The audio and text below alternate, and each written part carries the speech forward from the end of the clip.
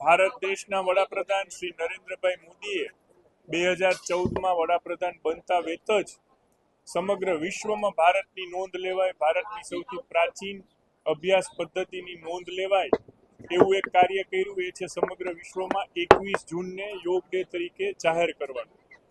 આજે વિશ્વના 97% દેશો યોગ આસનની આપણી પ્રાચીનતમ પદ્ધતિથી વાકેફ થઈ અને એને પોતાની જીવનશૈલી તરીકે અપનાવી રહ્યા છે. 21 જૂનનો દિવસની પસંદગી પણ એટલે ખાસ છે કે ઘણા વિશ્વના ભૂભાગમાં સૌથી લાંબો દિવસ હોય છે. ત્યારે રાજકોટ મહાનગરપાલિકાએ ગુજરાત સરકારના મુખ્યમંત્રી શ્રી ભૂપેન્દ્રભાઈ અને નાયબ મુખ્યમંત્રી શ્રી હર્ષભાઈના સહયોગથી ગુજરાત રાજ્ય યોગ બોર્ડ સાથે 426 રાજકોટમાં એવા લોકેશન આઈડેન્ટિફાઈ કર્યા છે કે જેમાં આવતીકાલે સવારે 7 થી 8 દરમિયાન આગામી વર્ષ પર્યંત યોગની ટ્રેનિંગ કોચિંગ આપવામાં આવશે અને જે સંપૂર્ણ નિઃશુલ્ક છે.